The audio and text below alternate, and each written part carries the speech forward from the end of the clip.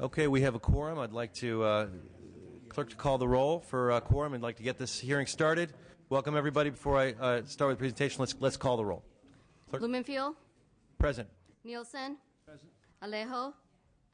Allen. Berryhill. Bonilla. Brownlee. Buchanan. Butler. Cedillo. Chesbro. Here. Dickinson.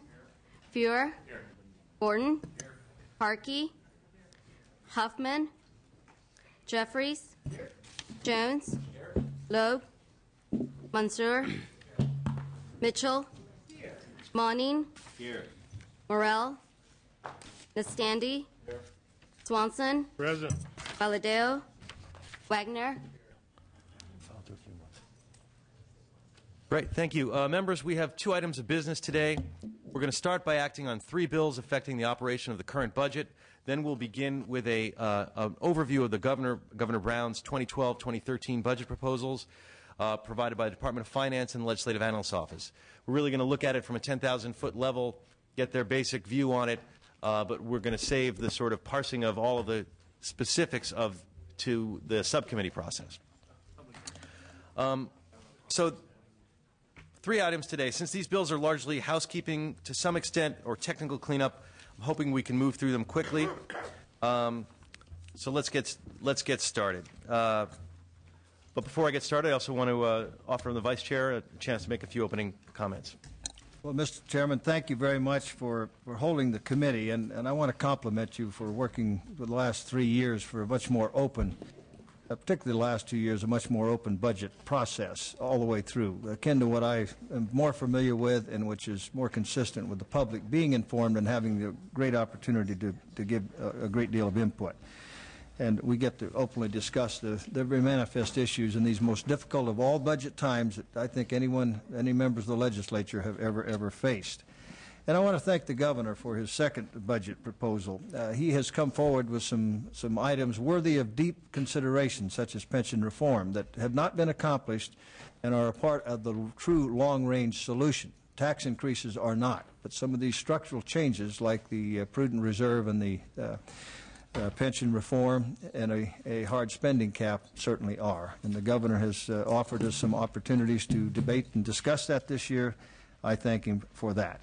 And as to today's agenda, these items before us, there is some opportunity for early on bipartisan support for some of the budget legislation, and that's a good place to go, where we can work together wherever we can, and when we disagree, we will do so respectfully. And again, thank you, Mr. Chairman, for the hearings and the convening shortly of the subcommittees where that marvelous hard work will happen. Thank you, Mr. Vice Chair, and I appreciate the tenor of your comments and look forward to working with you as well as we move through this process. So let's begin with the first bill, which is SB 81, Home to School.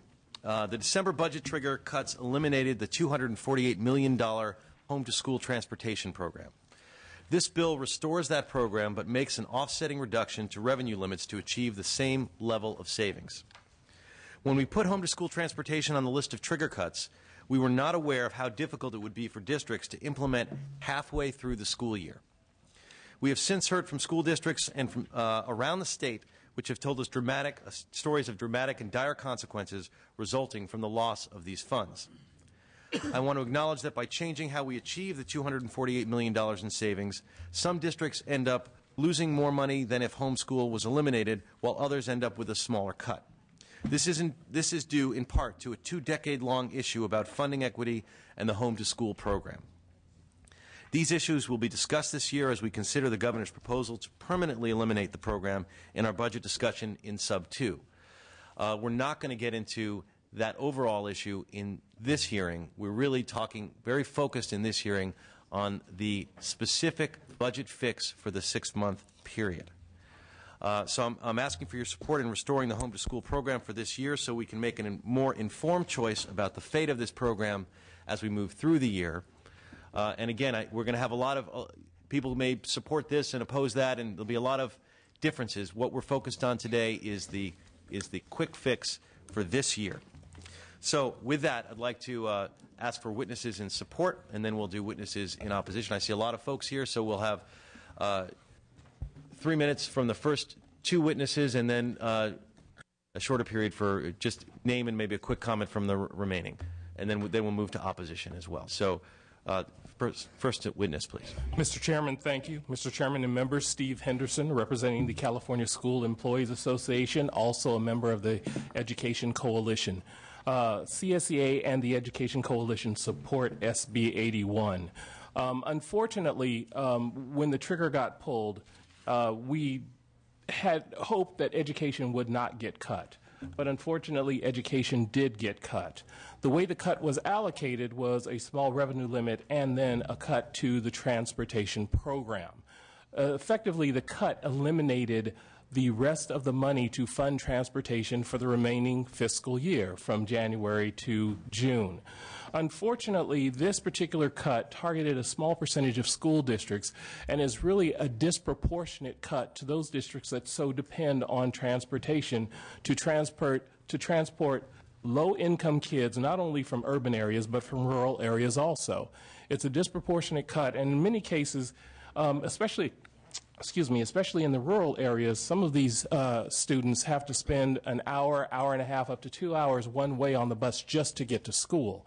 So for many of these students, without transportation, they don't go to school. For kids in the urban areas, they have to walk through dangerous neighborhoods. We're talking about safety of students just to get to school. So in many and also I should add, in many cases, if the kids don't go to school, the school district does not receive an ADA, which is another hit to their finances. So in addition to the cut, they would be hit because their ADA would be reduced because children could not get to school. On those bases, the Ed Coalition believes that a fairer way to administer this cut would be a revenue limit cut, and that's what the language does. It provides a fairer way to administer this cut without disproportionately hurting a small percentage of school districts. We would ask for your support. Thank Members, you. Next witness, please. Mr. Chair, members, Michael Hulsizer here today on behalf of the California County Superintendents, also members of the Education Coalition. We're united.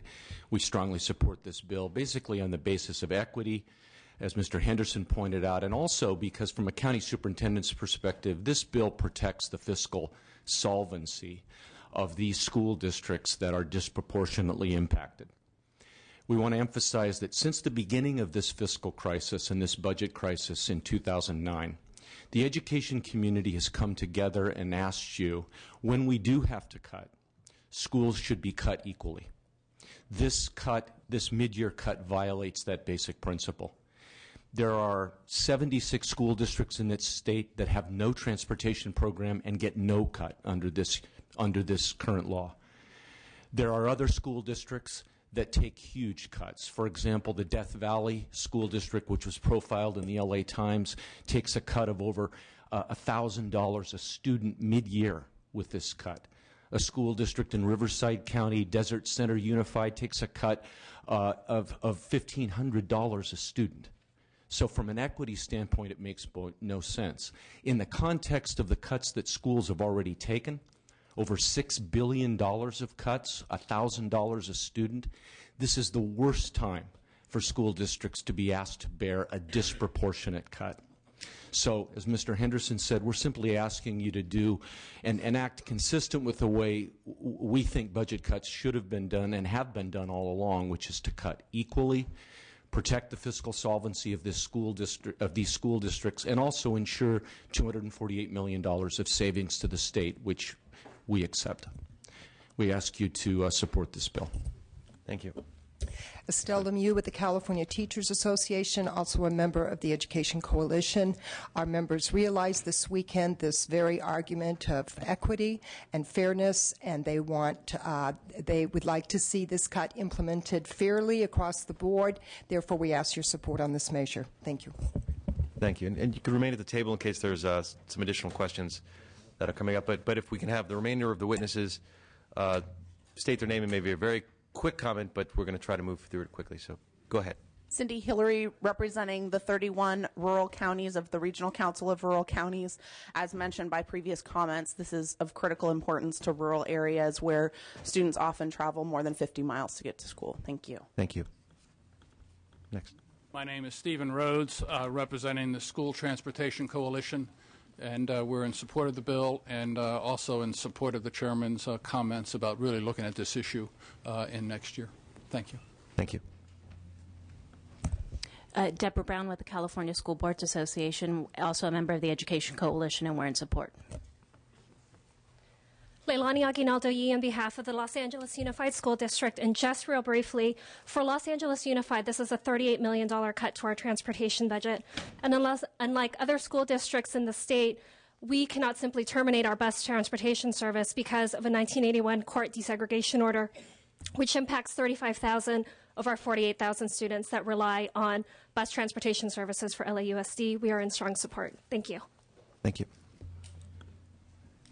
Good morning. Pamela Gibbs, representing the Los Angeles County Superintendent of Schools. I'd like to associate myself with LAUSD's comments. Also, as the County Office of Education, we are monitoring the fiscal situation for all of the school districts within the county. That's 80 school districts. This disproportionate cut could result in the situation of a school being insolvent, and many of them are very close to that as a result of the cuts you've just heard about. We urge your support for this bill to remedy that situation. Thank you. Monique Ramos on behalf of State Superintendent Tom Torlakson, also in support of the legislation, feels that this will help spread the terrible cuts amongst multiple school districts. Thank you.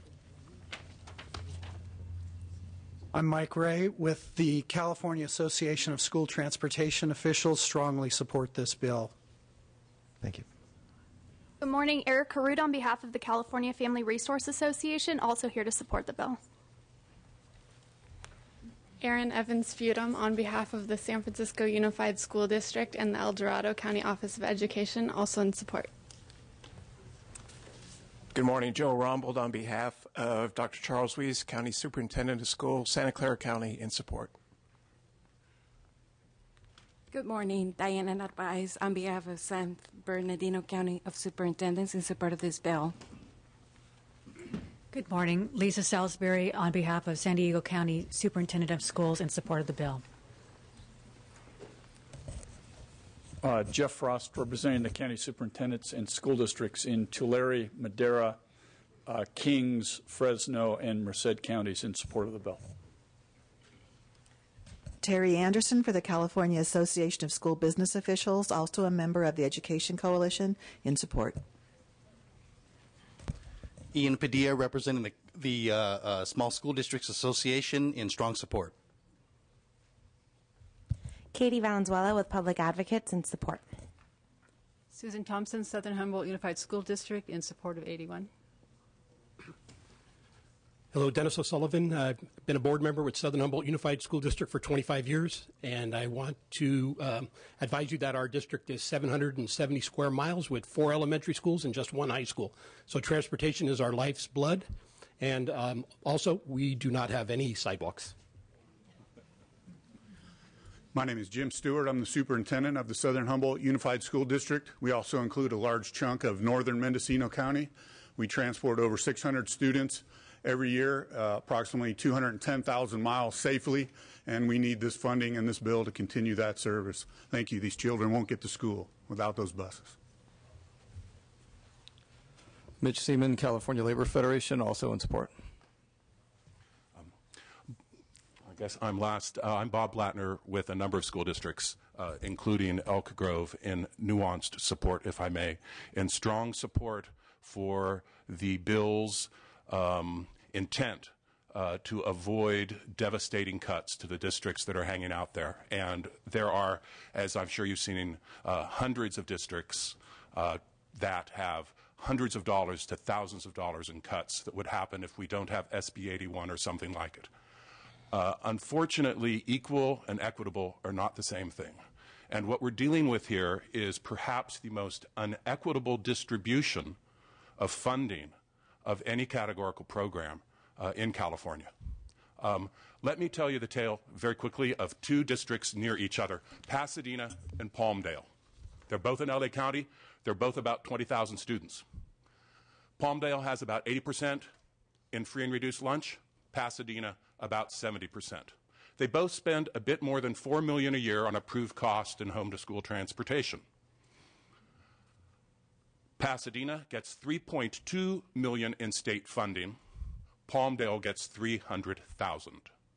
That's just the way it goes because of the inequitable basis of this program.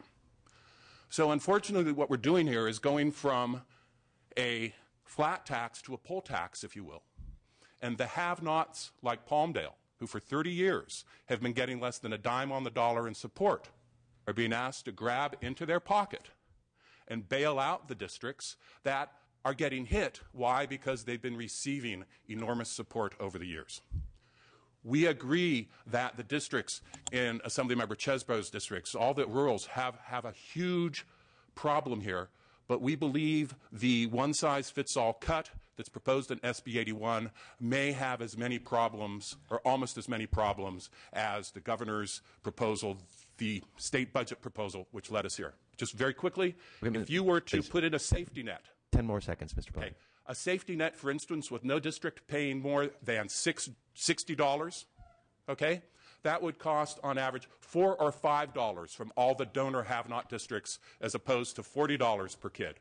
$4 to $5 per kid versus $40 per kid. We ask that you consider this tweak to protect those at risk without harming those that have never been in the queue. Thank you very much. Mr. Chairman, I move the bill. Okay. Bill's been moved in second. We have members for comments and questions. Before we get to members' comments and questions, I'd like to hear if there's any opposition to this bill to come forward, please.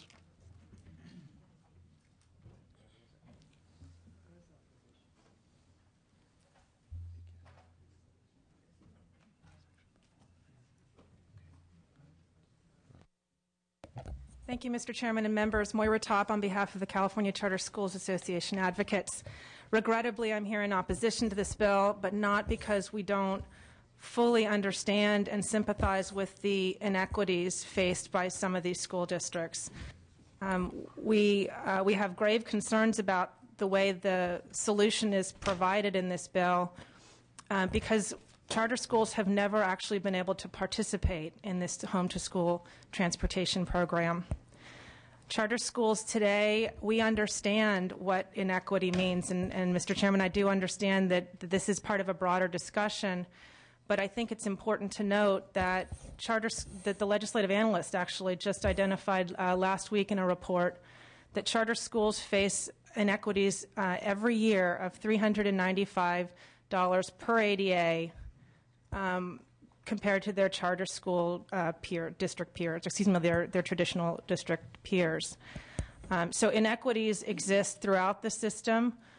This bill actually will exacerbate those problems. And again, because we've never been able to participate in the program, this is in some ways a double hit to us. We haven't been able to participate, and yet we're being asked to help fund the solution. We would request amendments to ensure that only the districts that are currently able to participate in the program would be asked to fund this solution. But again, I do completely agree with your sentiments that this is a much broader and much more difficult issue to grapple with. We are interested in discussions later on in the year to deal with categorical reform and think this is the right place for those discussions. Thank you, Mr. Chairman. Thank you. Good morning. I'm Ernie Silva on behalf of Sciatec High Schools. As many of you know, we are a dropout recovery program. As we talk about equity issues, we are a charter school to advantage ourselves of the flexibility provided. We are 100% free and reduced lunch. We are 100% low and very low income students, obviously. For us, this is a matter of, a current year cut is a matter of inequity and not equity because of the students we serve. And we look forward to working with all of you in next year and trying to find ways to stimulate dropout recovery and to provide greater support for schools like ours. Thank you. Thank you. Are there any additional witnesses in opposition? Seeing no witnesses, just want to make a quick comment.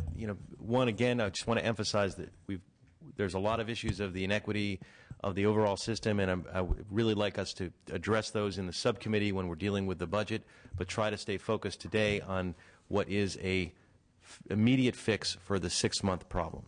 The other thing, just as a housekeeping issue, I've said this before in other hearings, what I'd like for members to do, and I've got a list of names, let me know if you want to have a comment or question, but try to keep your comment and question limited to 1 or 2 quick comments. I can always add you to the back of the list again. Someone may have a similar comment, but I'd like to avoid having, long sessions with each member, and instead have sort of more rapid fire where people can come back and ask questions second or third time if they need to. That being said, Mr. Nielsen, followed by Mr. Chesborough. Thank you, Mr. Chairman. And Mr. Chairman and ladies and gentlemen of the committee, this is a good and a fortuitous opportunity for, in a bipartisan way, for us to get this budget process started. Often it is too rancorous and very difficult. And this bill is one where Republicans and Democrats can come together. And this dispels kind of a historic myth, and I guess I'd call it a budget lever, where this transportation issue has looked like a rural gimme in the budget, and it was bargained thus over many, many years. I think we've come to now realize it affects everybody. It's important not just to rural, but urban, suburban districts are affected as well. This is good policy by any reckoning.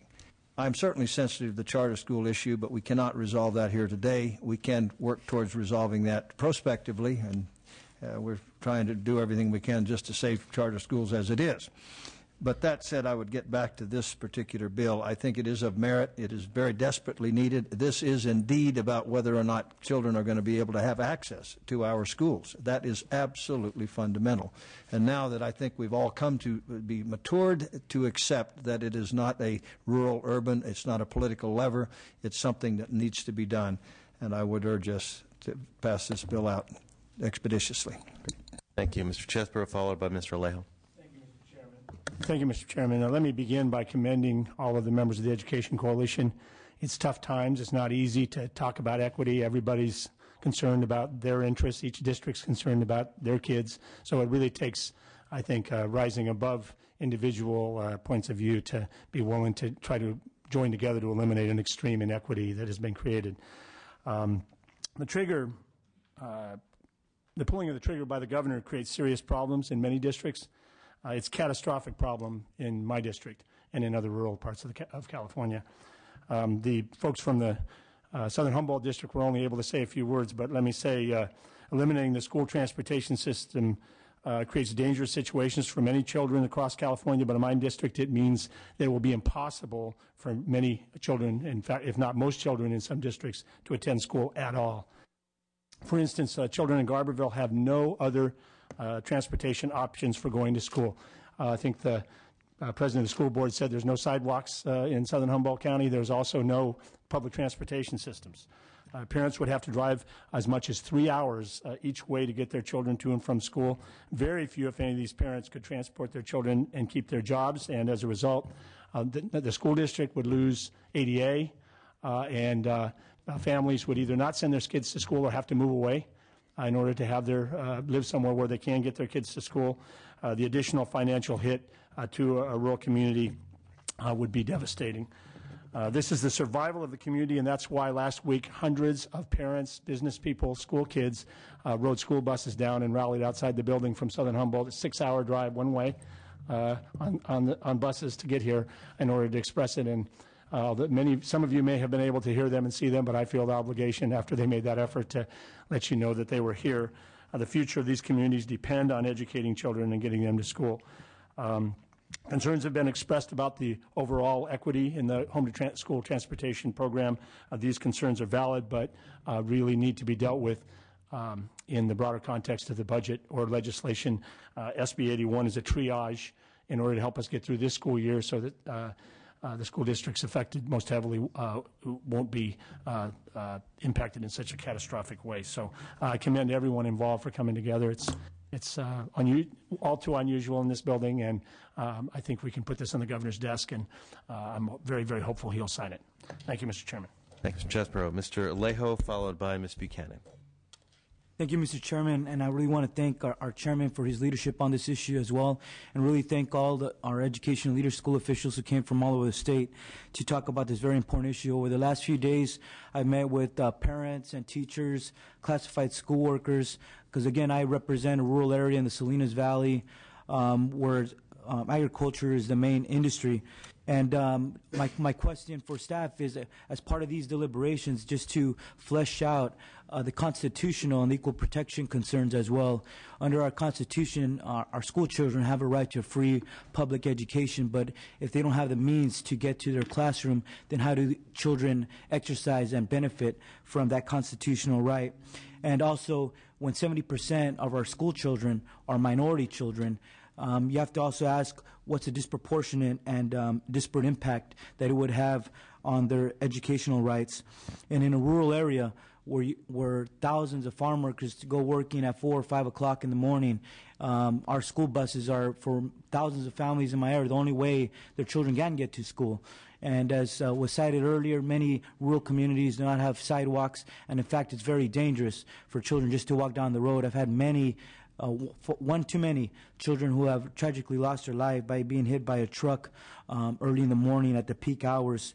And so certainly this has a major concern for me. I do feel that it's a fairer approach to take, not perfect, but much fairer. And certainly I'm hoping that maybe staff has some comments just on the constitutional and equal protection concerns of what this would mean if this does not move forward. Well, we don't really have a. I'll address, we can have the witnesses address it, but the other issue is, I mean, we're dealing with constitutional questions when we move forward in the new budget, and questions in terms of the Crawford decision vis-a-vis LA, and there's a lot of core constitutional questions that you brought up that we're going to have to deal with, and by moving this bill forward, we're basically giving ourselves the breathing room to actually focus on those questions, because this bill allows us that space so that we can not have to have that immediate crisis in front of us, and we can figure a way around it. Well, look forward to then hearing those concerns addressed in the subcommittee hearings about this. Certainly, it's something that we should be thinking about, and certainly avoiding the courts having to decide on this when we can be making a decision and correcting the problem. I think that's the right approach to take. Thank you, Mr. Alejo. Ms. Buchanan, followed by Ms. Bonilla. Thank you. Many people today talked about equity, and any of you or all of you who are involved in education know that our funding formulas for our schools are anything but equitable, whether it's home-to-school transportation or basic revenue limit funding or many of the categorical programs. And Mr. Blattner pointed out 2 school districts that have almost identical enrollments, that have almost the same socioeconomic characteristics, and yet one receives $302,000 a year in home-to-school transportation, another one receives $3.2 million, 10 times as much. So you know, there certainly isn't an equity in those formulas. The districts I represent, I called virtually all of the superintendents from the larger districts, and not one of them comes out a winner. In fact, the district where I was on the school board for so many years is on the low end of transportation funding, and it's also the 4th lowest unified school district in the state in terms of revenue limits. So not only is it a loser on transportation, but it's going to be hit disproportionately with the revenue limit cut, because it's already subsidizing those districts that have higher revenue limits. Having said all that, I'm going to reluctantly vote for this bill, because I don't think that making the cuts at this point in time, when districts don't have a chance to adjust, is the right thing to do.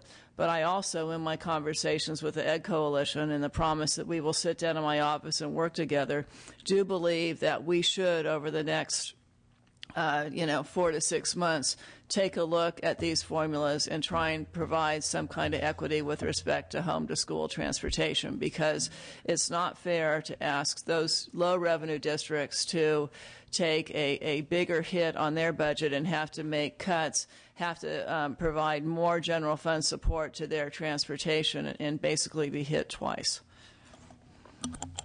Thank you, and we appreciate that. And next is Ms. Bonilla, followed by Mr. Nastande.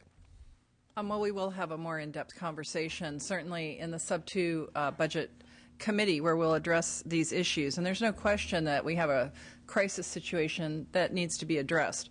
My thought, and I too represent a portion of Contra Costa County that will be very hard hit by the passage of this bill. The school districts there will come out really on the short end of the stick in terms of what they will now have to find ways to cut in the next very brief period of time. The way that I would really prefer approaching this, and we will do this in my subcommittee, is not only talking about the underlying issues of inequity about this, but then looking at the causes and the impacts from the passage of SB 81 on these districts, and the hope that as we look in this budget year that's coming up, that we will be able to look at possible ways of restoring any cuts that will have happened within these districts that did not anticipate it and that are now going to find a negative impact. It is the governor's hope and intention in his budget proposal to deal with issues of reducing debt. However, when there are times of crisis, when there are times of extreme unintended negative consequences such as we're faced with today, I think we have to realistically sit down and weigh sometimes that goal against the fact that we have needs that need to be met. As we look forward, we're looking at the complete elimination of all busing. That's also what we'll talk about a little bit later. And so in the subcommittee hearing, I'm certainly going to be looking at ways not only to mitigate that proposal, but then to also look at how can we bring a restoration to districts right now that, even though their representatives are here saying that as a whole they're being unified, I can assure you finance directors are wringing their hands right now in many districts, not sure what they're going to do. For instance, I have one district that's going to now have to cut $600,000 that they didn't plan on out of the budget. So these are severe things that we need to really look at, and we need to look at it holistically, where yes, we want to help, we want to undo a negative consequence, but then we have to further, I believe, look at then resolving what's going to result in some of these districts. And so that is my intention in the next hearings that we'll have, and hopefully that will be able to be fleshed out in the budget process as it moves forward. Thank you, Subchair Bonilla, and we know that the burden of a lot of this is going to fall to you and your subcommittee as we move through this process, so we appreciate your hard work. Mr. Nestande, followed by Mr. Dickinson. Thank you, Mr. Chair. I'm wondering if the governor's office has a comment on this proposal, because obviously, well, I would assume they knew all these arguments and thoughts going into their trigger proposal. If the governor's office is willing to come up, I'm happy to have a brief response. Michael Cohen with the Department of Finance. We're okay with the current version of the bill as it's before you. The keys for us are, one, that it preserves the general fund savings that were part of the real drive of the trigger decision that was adopted as part of the budget, and two, as many of the members have mentioned, we do have a proposal to eliminate all the categoricals and starting the budget year have a consolidated funding stream. And so this bill is really targeted at the current year, and we're looking forward to that discussion through the subcommittee process for the budget year going forward. Well, thank you, Mr. Chair. I just don't want to reiterate too much of it, but I'm frustrated with a lot of other members that, and Ms. Brownlee and I were having this discussion before. This is not a new issue. This has been brought before this body or previous legislative bodies many times before, and the problem has not been solved or adequately addressed. And it's some, as Ms. Bonilla said, some districts are getting disproportionately punished. Again, they've already been shorted out by not getting this money to begin with, where other districts have. Then you're asking them to take another hit. And all I can do is hope that we address it now, I guess, going forward. But it should have been addressed previously. It was known to be a problem, and it was simply not fixed. Thank you. Clearly, the governor's approach is one approach to dealing with it, which is just eliminating all categoricals. And we'll have to be deliberative as we go through and find if we're going to embrace that approach or we're going to have a different approach. But that's what the process is all about. But I appreciate your comments. Next, Mr. Dickinson, followed by Ms. Harkey. Thank you, Mr. Chairman. I find myself in the difficult position of representing some districts that are helped by this legislation and some that are not. And in the case of, in particular, one that is not, it's especially pointed because they've been struggling to avoid a negative financial status for some time, and obviously taking an additional cut at this point only exacerbates their challenges. But I'm ultimately compelled to support this legislation on the basis of recognizing that in some cases to not do so would leave districts in a disastrous or catastrophic situation with regard to transportation, and on the basis of the representation by the chair that the issue of equity will be addressed in the months ahead, and the subcommittee chair, I might add, and indeed even the issue of whether this is a categorical appropriation that ought to be maintained in the years ahead. Thank you. Ms. Harkey, followed by Mr. Berryhill. I think it's pretty apparent, to coin a phrase, the wheels of the bus are falling off the majority vote budget that we just passed. Now we're into trying to fund and correct problems that were said to be unforeseeable, but we all knew they were there. I did not support cutting this to begin with. But now my school districts and others like mine that are on the very low end of the funding, that are tapped out, that are trying to be well managed, are going to be asked to absorb additional cuts to their funding. Now, I understand that rural areas need buses and whatnot, and I don't dispute that at all. And I understand that children need access in the inner cities and whatnot to get to school in a safe manner.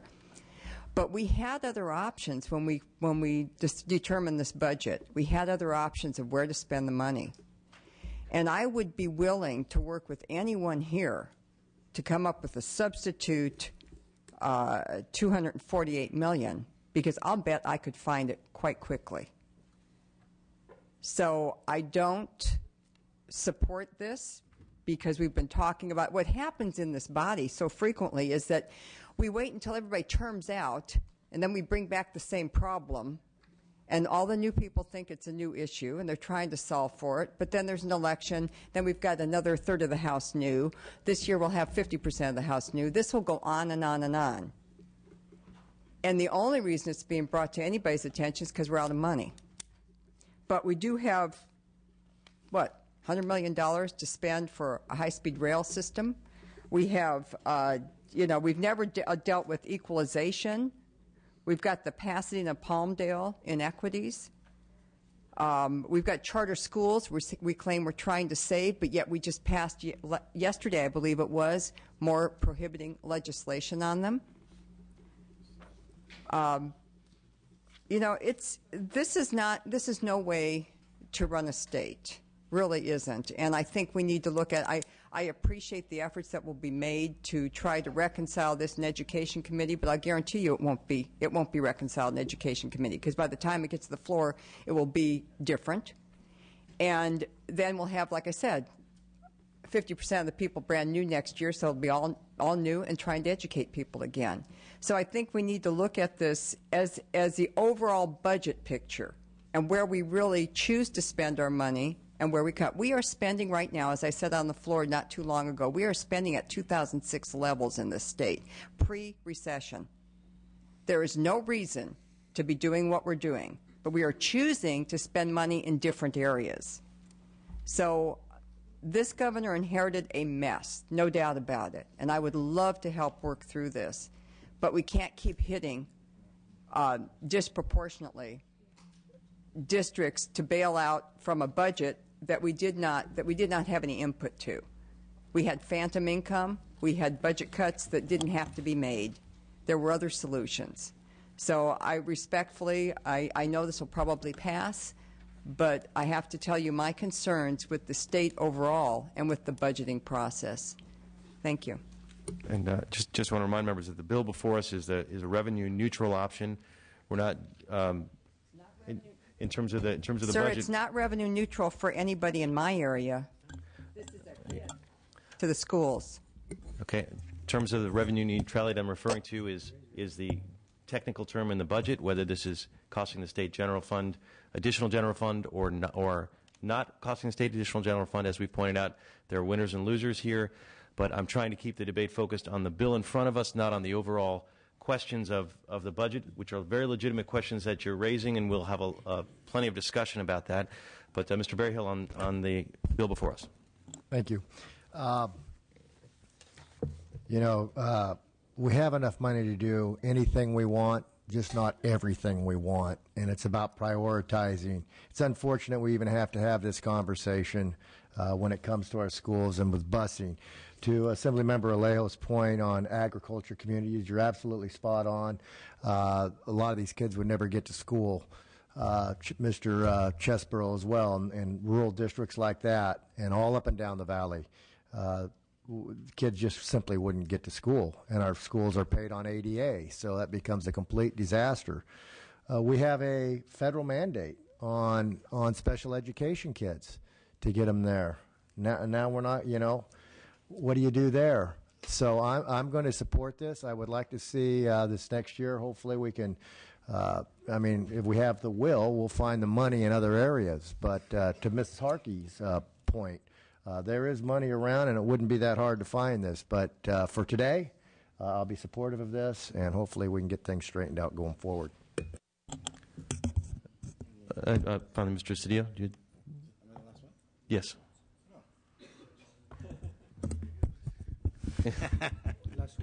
Last word. Well, by Mr. speaking of money around, I just want to offer perspective. I have, with Mr. Nielsen, the opportunity of being one of the more senior members here. I'm in my 15th year.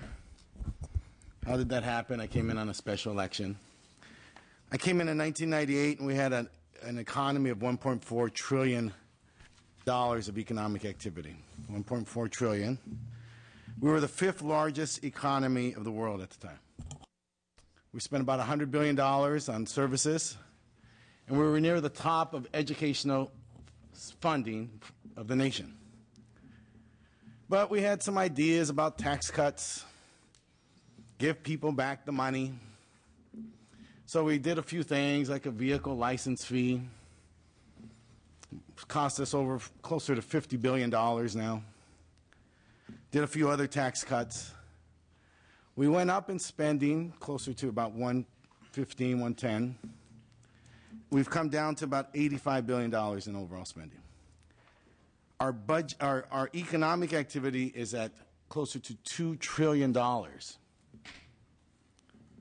$2 trillion. Now, those from rural communities or urban or suburban can ask and answer the question themselves. Are the members of their communities enjoying that surplus $600 billion? Or has this moved to the ever-growing economic divide that confronts our nation? Our state can choose its own direction. We need to figure out how to access all that money that Mr. Berryhill said is all around, because it's abundant. It's $2 trillion of economic activity, $600 billion more than when I got here, and yet we spend less on education today than we did then. Thank you. Thank you. Okay. Seeing no further comments, Clerk, would you call the roll, please? Blumenfield. Blumenfield, aye. Nielsen. Aye. Alejo. Aye. Ellen. Aye. Berryhill. Bonilla. Brownlee. Buchanan. Butler. Cedillo. Aye. Chesbrough. Aye. Dickinson. Aye. Buer. Aye. Gordon. Aye. Harkey. Huffman. Aye. Jeffries. Jones. Logue. Mansour. No. Mitchell. Monning. Aye. Morrell. Nastandi. Swanson. Swanson, aye. Valadeo. Wagner. 19. Pass. 19 votes. The bill has moved out of committee. It's passed. Next bill we have in front of us is SB 95, dealing with cash management. This bill is a mid-year cash management bill. It allows the state to internally borrow an additional $865 million of special fund account balances to help the state manage its cash flow. I'd like to make 3 points as the committee hears this bill today. First, in recent years, we've had cash flow bills every year because of the state's tight cash position. Second, it's not anticipated that this bill will cause any programmatic impact. And third, our cash situation is doing a little bit better, and this bill will help. So far this year, the state has only borrowed $5.4 billion externally for cash purposes, which is far less than the $10 billion we expected to borrow when we were planning for this budget. So I'm going to ultimately ask for an aye vote, but first, Mr. Chairman, I apologize. Yes, Mr. Chesbro, for what purpose do you? For the previous measure, there are school districts that have mailed out layoff notices, and so the time is of the essence with this bill, and I don't know whether the committee is in any position to expedite its arrival to the floor, but I just wanted to make a point of that and say it could make the difference between kids missing school and people being laid off if we don't move it to the floor as quickly as possible. So noted, and we will do everything we can to expedite. I apologize for interrupting this item. It just occurred to me that we hadn't expressed that. So noted. Thank you. Okay, witnesses in support of this SB 95 cash management bill. Mr. Chairman, members, my name is Mark Watts. I'm representing Transportation California, a coalition of contractors and allied labor. I'd like to extend my thanks to staff and the Department of Finance for the extraordinary effort in helping us understand the ramifications of this bill. We have looked through all the various aspects. We're very comfortable with the cash management provisions of the bill that do expand and open up some of the transportation accounts to be available to the state to keep other transportation programs going, and in some cases assist the general fund as well. And in addition to that, we strongly support the element of this bill that relieves probably more than a decade of policy that tied up the highway users tax account when there was a late budget. There's a provision in the bill that allows that money to flow now to local cities and counties, and as well would allow the State Department of Transportation to continue funding ongoing contracts. It's very important to my industry and to our allied labor friends, and so for that reason we support this measure. Thank you. Additional witnesses? Go ahead. Joseph Cruz on behalf of the California State Council of Laborers, also in support of the bill for a couple of reasons. One being the huge costs associated with starting and stopping projects on this large scale. Two, the risks also associated with walking away from a project by a contractor for an extended period of time. And probably most importantly is keeping folks on the job. The construction industry is hemorrhaging with 30 to 35% unemployment, and it's vital that we keep these folks working and working towards economic recovery. Thank you. Thank you. Thank you, Mr. Chair. Todd Bloomstein for the Southern California Contractors Association. Similarly in support of the measure as with Mr. Cruz. The intent of this measure is very similar to last year's AB 1308. We want to make sure construction projects continue. We don't want to have to stop those projects while they're in process. Thank you. Thank you. Thank you, Mr. Chair and members. Good morning. I think still.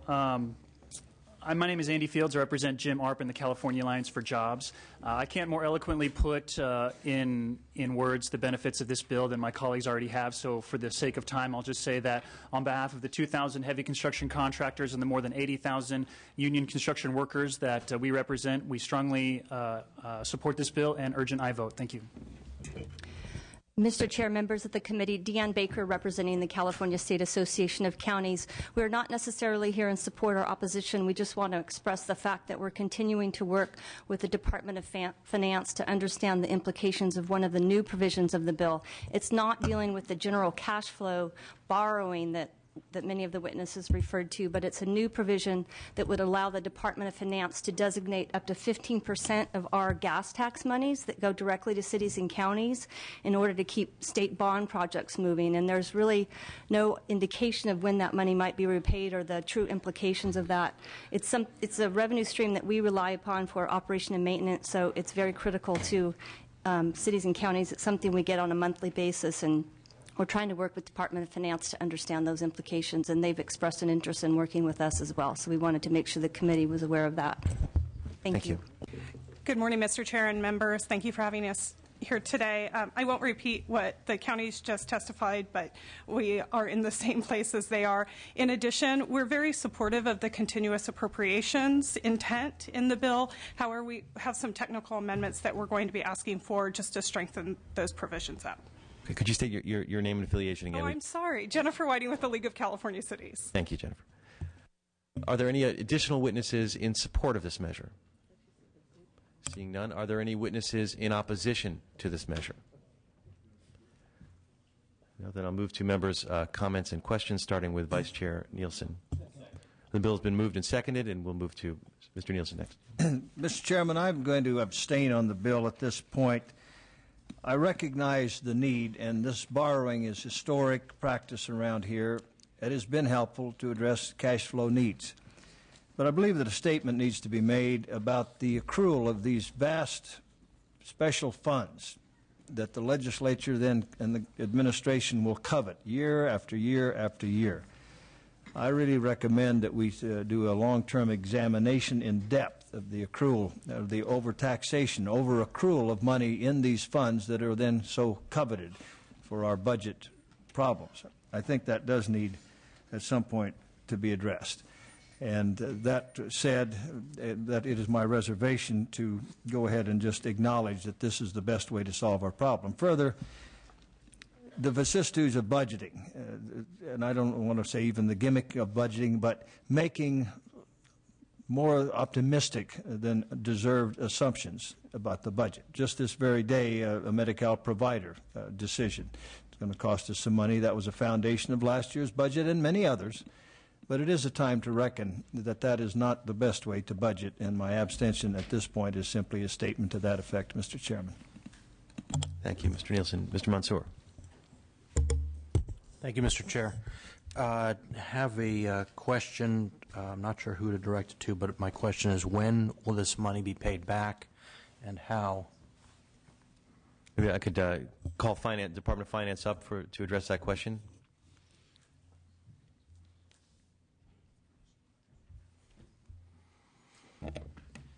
As with all of our borrowing of special funds for cash flow purposes, the funds are always repaid if there's a programmatic demand on the fund, so that the cash flow borrowing does not affect the operations for which the funds were intended.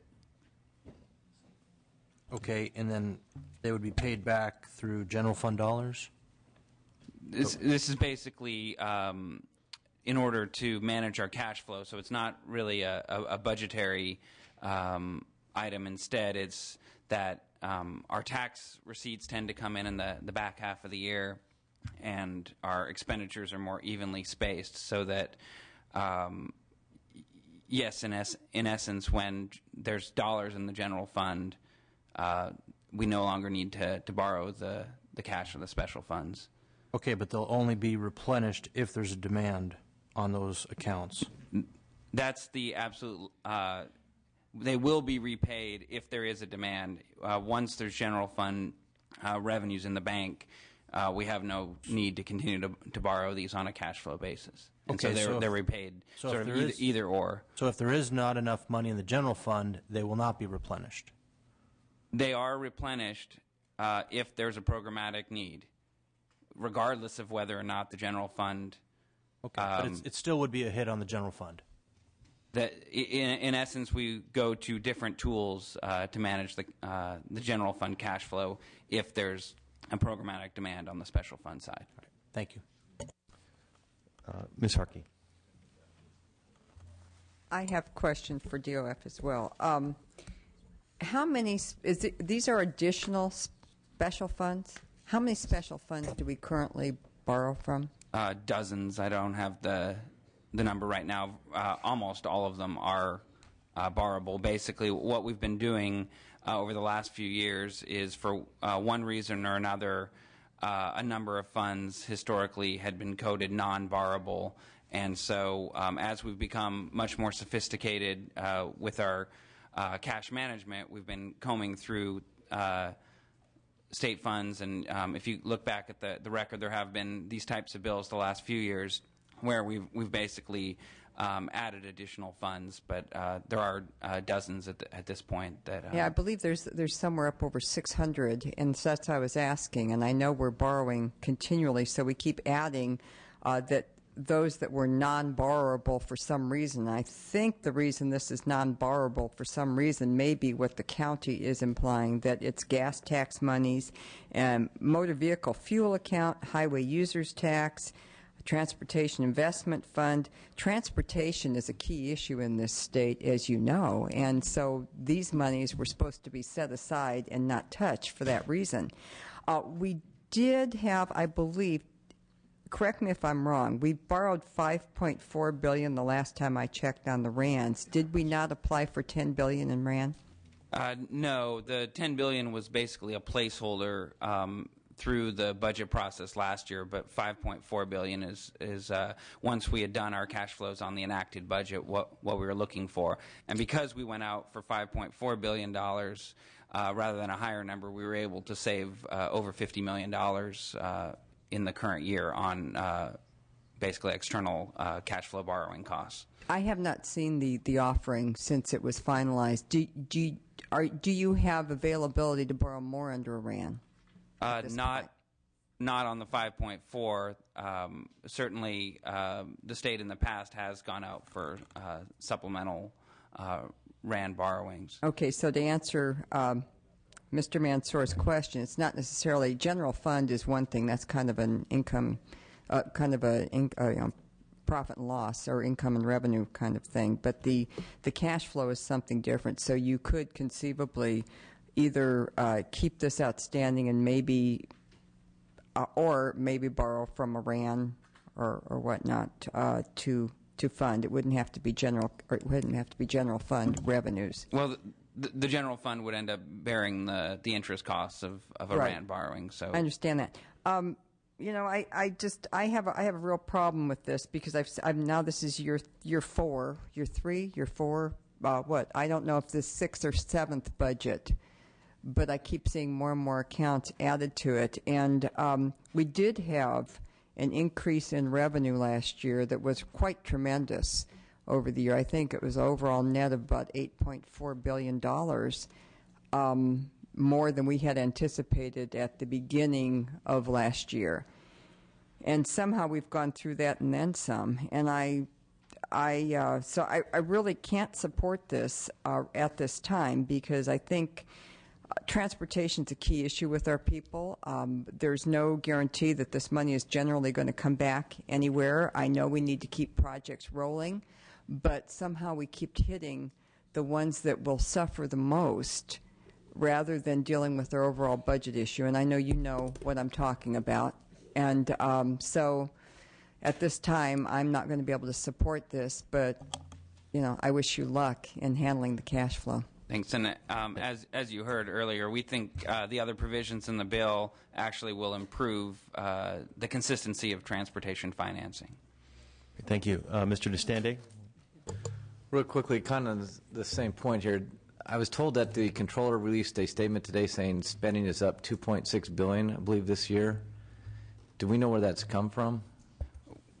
Well, there's a variety of factors, some of which is several court injunctions, delays in federal approval of the cuts the legislature approved last year. Other pieces of the spending is really just a time factor where when we put the original cash flow projections in place, we were expecting spending to be sort of more even throughout the year. For instance, in the case of corrections, we were probably a little bit overly aggressive in assuming how quickly the various personnel changes were going to be put in place, but those savings are now sort of ramping up, and so the acceleration of the savings are happening. We're still on target on a budget basis, but on a cash basis, we were off sort of well, that's my question. And I'm going to support the bill, but I'm just kind of wondering, is it that bad a cash flow issue, that hard to manage where we have to borrow then from these other funds when we're spending $2.6 billion more than anticipated? The the fact that we've had the court injunctions, the federal delays, as well as revenues being down from our original projections, which, as you know, led to the trigger cuts. Those trigger cuts need some time to get going as well. So we are managing our cash sort of the end of February through the middle of April, when tax receipts really start coming in. We are watching that carefully, and we're using all the tools available to us. In essence, these dollars are sitting in funds being unused, and so we're basically using all the tools available to us. And we'll get more to this, I think, in the overview, but I think it just goes to the projecting of the revenue that you projected so much that you just exacerbate that problem when you're not conservative on the estimates. I think it's a problem, but I think we'll get into that in the next segment. Thank you. Thank you. Seeing no further questions, if the clerk would call the roll. Blumenfield, Blumenfield, aye. Nielsen, Alejo, Aye. Ellen, Berryhill, Bonilla, Brownlee, Aye. Buchanan, Butler, Cedillo, Chesbro, Dickinson, Buer, Gordon, Harkey, Huffman, Jeffries, Jones, Logue, Mansour, Mitchell, Monning, Aye. Morrell, Nistandy, Swanson, Swanson, aye. Valadeo, Wagner,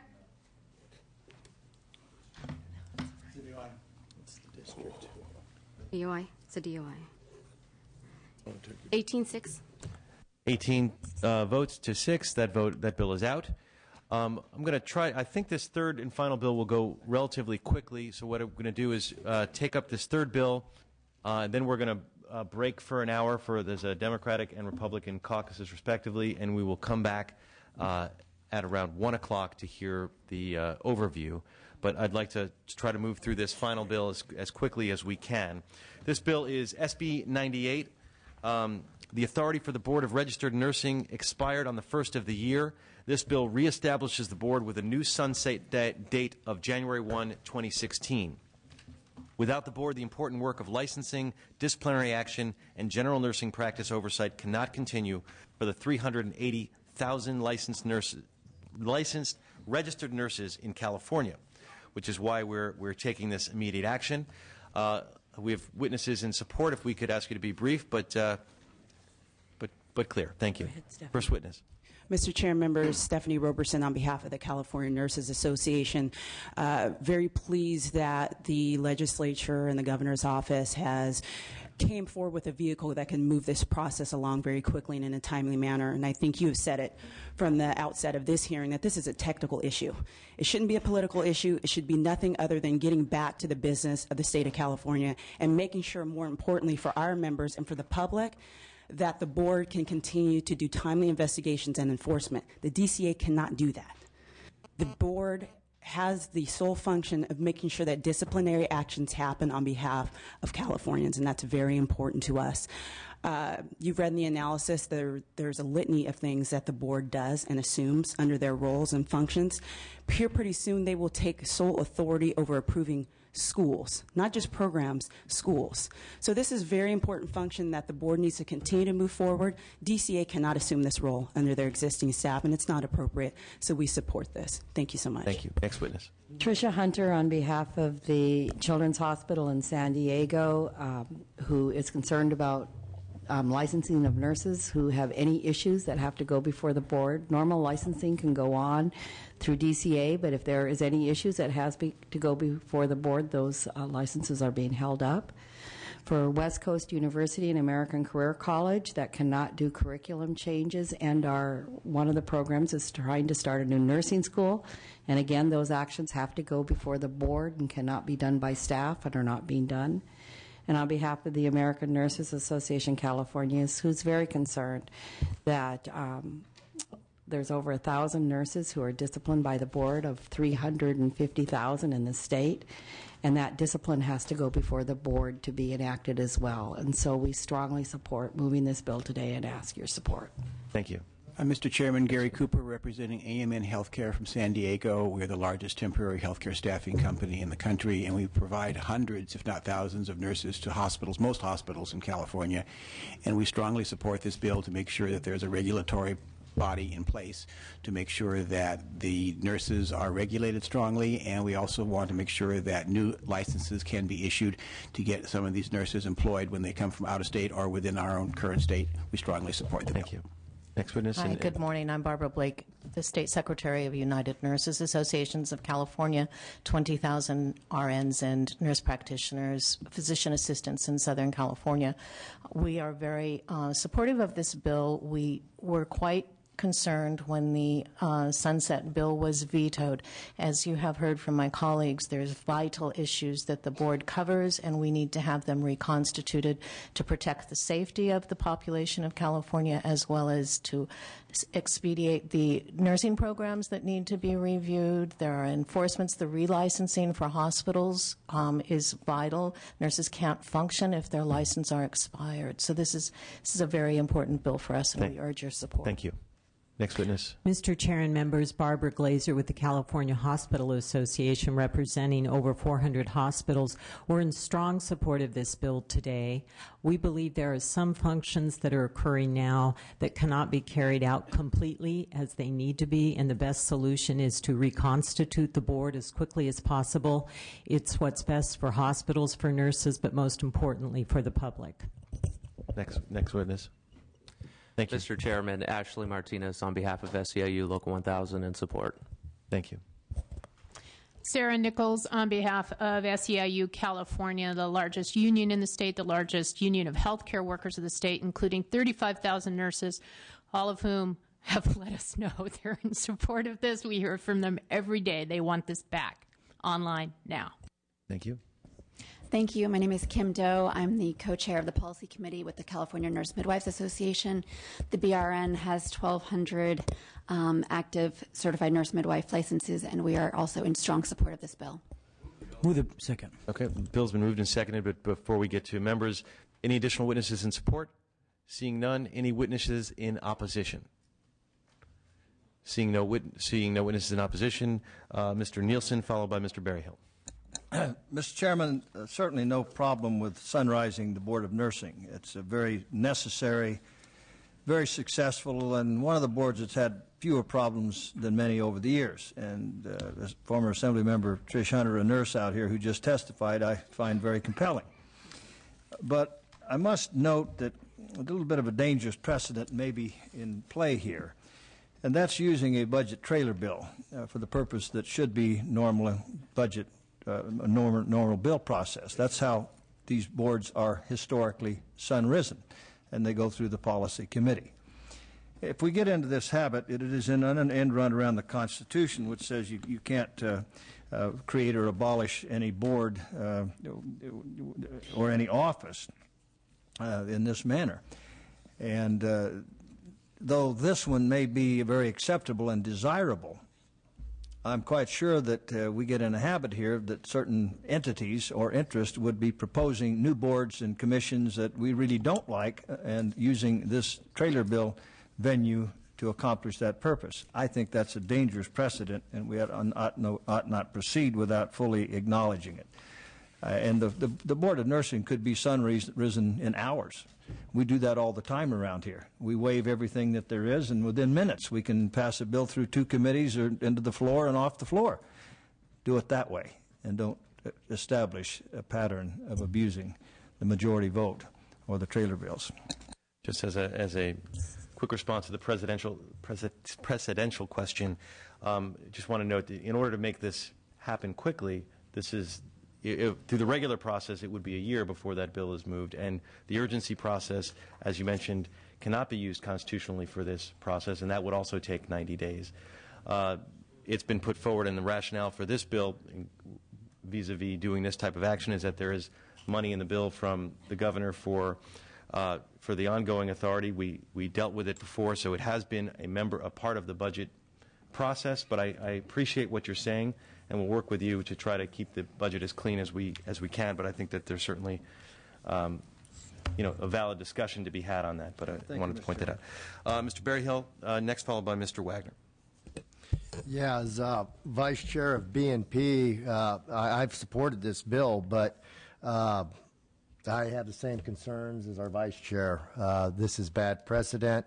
And is there not an MOU with the administration so that licensing would actually continue even without this legislation? You wouldn't end licensing? Do you have a response to that? About the MOU, please. Tricia Hunter, again, former legislator and also on the Board of Registered Nursing for 8 years.